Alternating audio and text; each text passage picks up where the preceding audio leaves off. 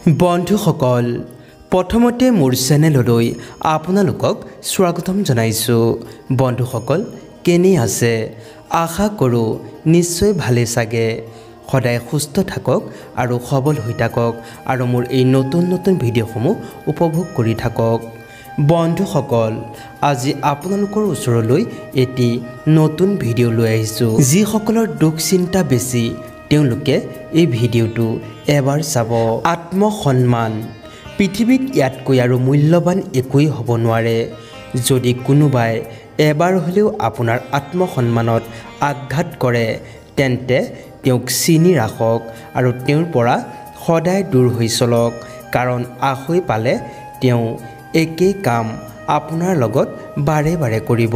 পুৱা নোহোৱা পৰ্যন্ত ফুলবোৰেও নাজানে শ্মশানলৈ যাবনে মন্দিৰলৈ যাব। সেইবাবে জীৱনত যিমান দিনলৈ জীয়াই থাকে সদায় নিজৰ মতে জীয়াই থাকক। আপুনি যিমানেই ভাল নহওক লাগে, যিমানেই আনৰ বাবে নিজৰ সকলো ত্যাগ নকৰক, যিমানেই আনক সহায় নকৰক বা যিমানেই কষ্ট সহ্য নকৰক লাগে, হাজাৰ ভাল কাম কৰিলেও কিছুমান মানুহৰ চকুত আপুনি সদায় বেয়া। কিছুমান মানুহে আপোনাক কেতিয়াও ভাল বুলি স্বীকাৰ নকৰে। কচুপাত সকলোৱে নিশ্চয় দেখিছে। ওপৰৰ অংশটো যিদৰে সেউজীয়া, ভিতৰৰ অংশটো কিন্তু খজুৱতিৰে ভৰা। ঠিক সেইদৰে আমাৰ সমাজতো এনে কিছু মানুহ আছে, বাহিৰৰ পৰা দেখিবলৈ মানুহ যেন লাগিলেও তেওঁলোকৰ ভিতৰখন কিন্তু আৱৰ্জনাৰে ভৰা। পানীত ননমালৈকে যিদৰে সাঁতুৰিবলৈ শিকিব নোৱাৰি, ঠিক সেইদৰে জীৱনলৈ বেয়া সময় নহালৈকে মানুহ চিনিব নোৱাৰি। সৰু সৰু ভুলৰ ক্ষেত্ৰত সচেতন হওক। মনত ৰাখিব, এটা সৰু ফুটাই এখন বিশাল জাহাজক ডুবাই দিব পাৰে। মানুহৰ প্ৰিয় হ'বলৈ ভাল আচাৰ ব্যৱহাৰ বা মৰম চেনেহতকৈও আজিৰ যুগত অৰ্থনৈতিক যোগ্যতাৰহে প্ৰয়োজন। যাৰ হাতত টকা নাই তেওঁ কেতিয়াও কাৰো প্ৰিয় নহয়। শুনিবলৈ বেয়া লাগিলেও এইটোৱেই সত্য। কেতিয়াও নিজৰ দুৰ্বলতা বা অসহায় অৱস্থাৰ কথা কাকো প্ৰকাশ নকৰিব, কাৰণ 50% মানুহেই আপোনাৰ কষ্ট নুবুজিব আৰু বাকী 50%ই আপোনাৰ দুৰ্বলতা বা অসহায় অৱস্থাটোৰ সুযোগহে ল'ব। নিজৰ শৰীৰটোক প্ৰয়োজনতকৈ বেছি নসজাব, কাৰণ এদিনটো সেই শৰীৰ মাটিৰ লগতেই মিলি যাব। সজাব বিচাৰে যদি আপোনাৰ চৰিত্ৰক সজাওক, তেতিয়াহে মৃত্যুৰ পিছতো মানুহে আপোনাক স্মৰণ কৰিব। সুন্দৰতা বা সৌন্দৰ্যই অসাধাৰণ মুখমণ্ডলক নুবুজায়। সুন্দৰতা বা সৌন্দৰ্য হৈছে এটা অসাধাৰণ মন, এখন অসাধাৰণ হৃদয় আৰু এটা অসাধাৰণ আত্মা। যাৰ ওচৰত এই তিনিটা সম্পদ আছে তেওঁহে প্ৰকৃত সুন্দৰ। যদি কেতিয়াবা আপুনি ভুলবশতঃ উঠিব নলগীয়া এখন ট্ৰেইনত উঠি যায় তেন্তে যিমান সোনকালে নামিব পাৰে নামি দিব, কাৰণ ট্ৰেইনৰ স্পীড যিমানেই তীব্ৰ হ'ব আপুনি উভতি আহিবলৈ সিমানেই বেছি কষ্ট হ'ব। জীৱনটোতো মমবাতি নহয়, তথাপিও কিন্তু নুমাই যায়। মনটো আইনা নহয়, তথাপিও ভাগি যায়। সপোনবোৰ চৰাই নহয়, তথাপিও উৰি যায়।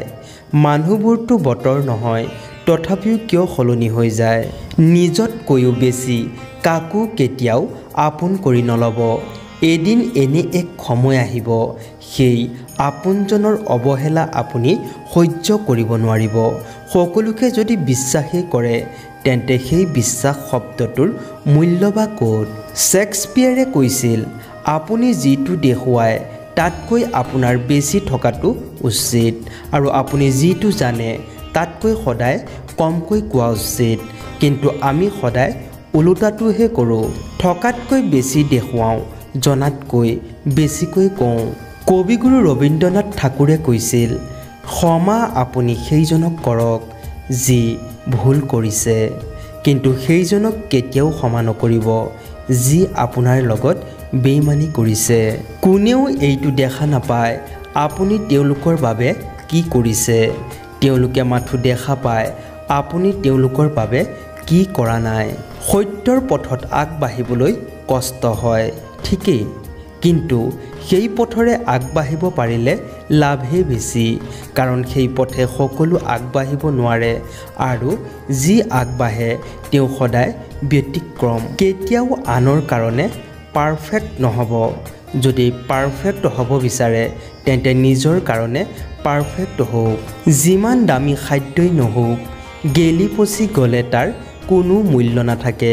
ঠিক সেইদৰে শিক্ষা যিমানেই নাথাকক, যদি মনুষ্যত্বই নাথাকে সেই শিক্ষাৰো কোনো মূল্য নাথাকে। সাপে তাৰ বিষ নিজৰ দাঁতত ৰাখে, কুকুৰে বিষ ৰাখে নিজৰ জিভাত, কেঁকুৰাই তাৰ বিষ ৰাখে নিজৰ ঠেঙত, কিন্তু মানুহে একমাত্ৰ প্ৰাণী যাৰ বিষ থাকে হৃদয়ত। কেতিয়া কাৰ দুৱাৰত থিয় হ'বলগীয়া হয় সেয়া ভগৱানে ভালকৈ জানে। গতিকে কোনো মানুহক অমানৱীয়ৰ দৰে ব্যৱহাৰ কৰা উচিত নহয়। সমস্যাৰ সমুদ্ৰত ডুবি গৈছোঁ বুলি ভাবি আতংকিত নহ'ব। সৃষ্টিকৰ্তাৰ ওপৰত আস্থা ৰাখক। হয়তো তেওঁ আপোনাক তুলি আনিব, নহ'লে আপোনাক সাঁতুৰিবলৈ শিকাব। যিজনে ঠগে তেওঁ চালাক হ'ব পাৰে, কিন্তু যিজনে ঠগ খায় তেওঁ মূৰ্খ নহয়, তেওঁ বিশ্বাসী। আগতে মানুহে মিছা মাতিবলৈ ভয় কৰিছিল পাপ হয় বুলি, আৰু এতিয়া মানুহে সঁচা ক'বলৈ ভয় কৰে বিপদ বাঢ়ে বুলি। গছৰ পাত সৰি পৰাৰ আগতেই সেই পাতৰ ৰং সলনি হয়, আৰু মানুহ সলনি হোৱাৰ আগতে কথা কোৱাৰ ধৰণ সলনি হয়। ধনী আৰু দুখীয়াৰ মাজত এটাই পাৰ্থক্য, ধনী মানুহে খাদ্য হজম কৰিবলৈ দৌৰে আৰু দুখীয়াসকলে খাদ্য যোগাৰ কৰিবলৈ দৌৰে। বছৰটো শেষ হ'বলৈ সময় লাগে 365 দিন, মাহ শেষ হওঁতে সময় লাগে 30 দিন, দিন শেষ হ'বলৈ সময় লাগে 24 ঘণ্টা। কিন্তু মানুহৰ মন সলনি হ'বলৈ 1 ছেকেণ্ডো সময় নালাগে। আপুনি যদি ক'ৰবালৈ যায় সেই স্থানত ভুলতো বেছি দিন নাথাকিব। বেছি দিন থাকিলে আপোনাৰ সন্মান আৰু গুৰুত্ব কমি যায়। 3000 টকাৰ গিফ্ট দি হয়তো গাৰ্লফ্ৰেণ্ডক সুখী কৰিব নোৱাৰিব পাৰে, কিন্তু ৰাস্তাই ৰাস্তাই ঘূৰি ফুৰা এটি শিশুক মাত্ৰ 30 টকা খৰচ কৰি কিবা এটা কিনি দি চাওক, তেতিয়াহে সুখ কাক বোলে নিজেই উপলব্ধি কৰিব পাৰিব। সেইগৰাকী নাৰী ভাগ্যৱতী যাক হেৰুৱাৰ ভয়ত এজন পুৰুষে কান্দে। সঁচা কথা ক'বলৈ গৈ সেইজনে খং কৰে যাৰ অন্তৰত বহুত বেছি ভাল পোৱা থাকে। কাষলৈ আহি ভৰসা দিয়া মানুহ নাই, সন্মুখত থাকি সঠিক পথ দেখুৱাবলৈ কোনো নাই, কিন্তু পিছফালে থাকি সমালোচনা কৰা মানুহ বহুত আছে। যিমানেই বয়স বাঢ়ি গৈ থাকিব, যিমানেই ডাঙৰ হৈ গৈ থাকিব, সিমানেই বুজি গৈ থাকিব যে এই পৃথিৱীত প্ৰয়োজন অবিহনে কোনো কাৰো আপোন নহয়। কেতিয়াও কোনো কাম আধাতে এৰি হাৰ মানি নল'ব। এটা কথাই মনত ৰাখিব, যদি আপুনি কৰা কামটো সহজ হ'লহেঁতেন তেতিয়াতো সকলোৱে সেই কামেই কৰিলেহেঁতেন। তৰ্কতকৈ নীৰৱতাই ভাল, প্ৰতিশোধতকৈ ৰাস্তা সলনি কৰি আগবঢ়াই ভাল, আৰু স্বাৰ্থপৰ মানুহৰ সংগত থকাতকৈ অকলে থকাই বহুত বেছি ভাল। পৃথিৱীৰ সকলোতকৈ শক্তিশালী প্ৰতিশোধ হ'ল নিশ্চুপ হৈ থকা। সেই বুলি আপুনি হাৰি গৈছে বুলি নাভাবিব। মনত ৰাখিব, তেওঁক উত্তৰ আপুনি নহয়, সময় এদিন দিব, সঠিক সময়। সময়ে কয় কোন কাৰ কিমান আপোন। সময়ৰ সৈতে সলনি হৈ যায় অনেক প্ৰিয়জন। সময়ৰ লগে লগে বুজা যায় কোন আপোন, কোন পৰ, কোন বন্ধু বা কোন স্বাৰ্থপৰ। জীৱনত 3টা কথা সদায় মানি চলিবলৈ শিকক। 1 নম্বৰ, বেছি আনন্দত কাকো কথা নিদিব। 2 নম্বৰ, খং উঠাৰ সময়ত কাকো উত্তৰ নিদিব। 3 নম্বৰ, দুখৰ সময়ত কোনো সিদ্ধান্ত নল'ব। যেতিয়া আপুনি বহুত বেছি চিন্তাত পৰিব তেতিয়া ধৈৰ্য ধৰিব। মনত ৰাখিব, ধৈৰ্যই চাবিটোৱেই আপোনাৰ সুখৰ দুৱাৰ খুলি দিব। চৰি বুলি ক'লেই সকলো শেষ হৈ নাযায়। যি কথাই হৃদয়ত আঘাত কৰে সেই কথা সহজে মনৰ পৰা মুচিব পৰা নাযায়।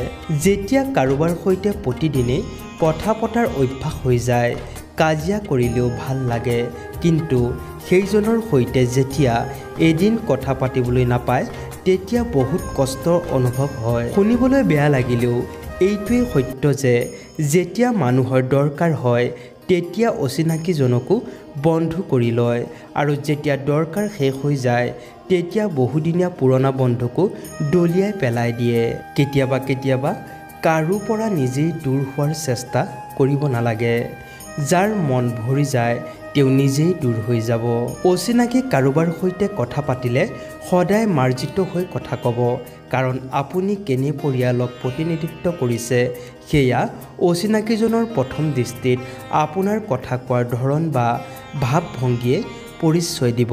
যিমানেই দামী খাদ্য নহওক, পচি গ'লে যিদৰে তাৰ কোনো মূল্য নাথাকে, ঠিক সেইদৰে এজন মানুহ যিমানেই শিক্ষিত নহওক, মনুষ্যত্ব নাথাকিলে সেই শিক্ষাৰো কোনো মূল্য নাথাকে। কিছুমান মানুহ আমাৰ ইমানেই আপোন হৈ যায় যে মাজে মাজে বহুত বেছি ভয় লাগে, যদি তেওঁ এৰি যায় আমাৰ কি হ'ব। সময়ৰ লগে লগে যদি কোনো সম্পৰ্ক সলনি হৈ যায় তেন্তে বুজি ল'ব যে সেই সম্পৰ্কত কেতিয়াও ভাল পোৱা নাছিল। সেই সম্পৰ্কত যদি কিবা আছিল সেয়া কেৱল প্ৰয়োজন। বিশ্বাস যেতিয়া এবাৰ ভাগি যায় তেতিয়া হাজাৰ সত্য কথাও মিছা যেন লাগে। লাগিলে আপুনি নিজেই দুখ বা কষ্টত থাকক, কোনো কথা নাই, কিন্তু জীৱনত কেতিয়াও কাৰো বেয়া হোৱাটো আপুনি কামনা নকৰিব। জীৱনটো জ্যামিতিৰ উপপাদ্যৰ দৰেই, ছবি দেখিলে ভাৱ হয় খুব সহজ, কিন্তু প্ৰমাণ কৰিবলৈ গ'লেই বুজি পোৱা যায় কিমান কঠিন। টকাই কয় মোক পালে সকলো পাহৰি যাবা, সময়ে কয় সকলো বাদ দি মোক অনুসৰণ কৰা, আৰু ভৱিষ্যতে কয় বাকী চব বাদ দি যিমান পাৰা সিমান মোৰ কথা ভাবা। মনত ৰাখিব, অতীত কেতিয়াও ঘূৰি নাহে, ভৱিষ্যতো আহিবলৈ সময় আছে। আমাৰ বাবে কেৱল আজিৰ দিনটোহে আছে, সেইবাবে যি কৰে আজিয়েই কৰক, বৰ্তমানতেই কৰক। জীৱনত 5টা কথা সদায় মনত ৰাখিব। 1 নম্বৰ, মাতৃৰ প্ৰতি কোনো লয়েল বা নিষ্ঠাবান নহয়। 2 নম্বৰতে, দৰিদ্ৰ লোকৰ কোনো বন্ধু নাই। 3 নম্বৰতে, মানুহে সদায় ৰূপকহে গুৰুত্ব দিয়ে, চৰিত্ৰক নহয়। 4 নম্বৰ, মানুহে মানুহক চিনি নাপায়, টকাহে চিনি পায়।